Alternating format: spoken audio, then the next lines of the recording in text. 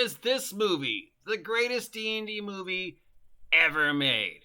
You tell me. Today's nominee is Krull, a 1983 science fantasy swashbuckler film directed by Peter Yates. It follows a prince and a fellowship of ragtag companions as they set out to rescue his bride, Princess Lyssa, from a fortress of alien invaders who have arrived on their home planet. Basically, it's fantasy Star Wars. Okay, the bad guys, Darth Vader, they've got a mystical power. He throws the glaive, the fire thing. It's a fun fantasy film. It's got pretty decent bad guys, some great effects, an okay soundtrack. It was a box office bomb.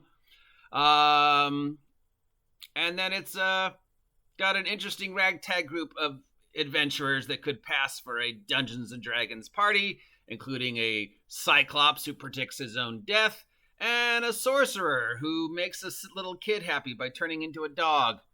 The plot is very long. It's got a cool bad guy. All in all, it's basically Star Wars with fantasy. A lot of people love this film.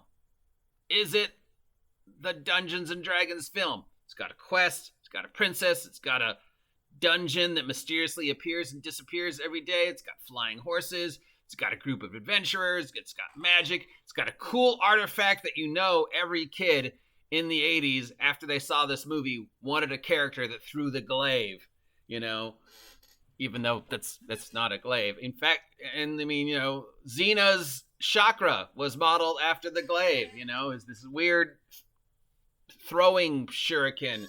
And then at the end, it turns out that's not the secret to killing him. It's the secret of spoilers, but Is this the greatest D&D movie ever made? Let me know what you think.